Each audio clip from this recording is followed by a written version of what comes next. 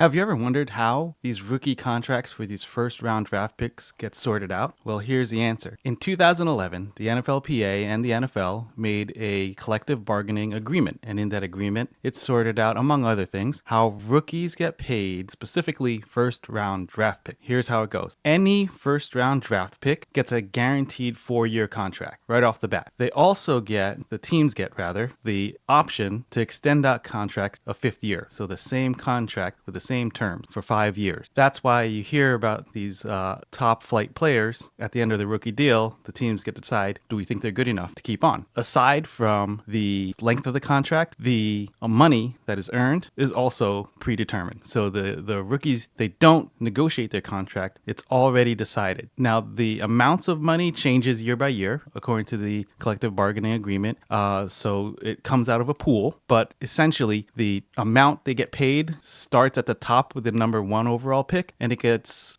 progressively less as we go down. So for instance, the number 1 overall pick this year that the Raiders will be picking up, most likely Fernando Mendoza, they're going to get an average of about $13.6 million a year. It is backloaded, so it's guaranteed money, but he'll get about $9.9 million in the first year, and it goes up every year. To contrast that, the 32nd overall pick, whoever that ends up being, their contract will average $4 million a year. Now, how does this impact who you draft? You are going to want to pay the less amount of money for like the premium position. Does that make sense, right? So your quarterbacks, who the best quarterbacks will be making upwards of $40-50 million a year. If Fernando Mendoza is one of the best, then it's a bargain to pay $13 million a year for that position.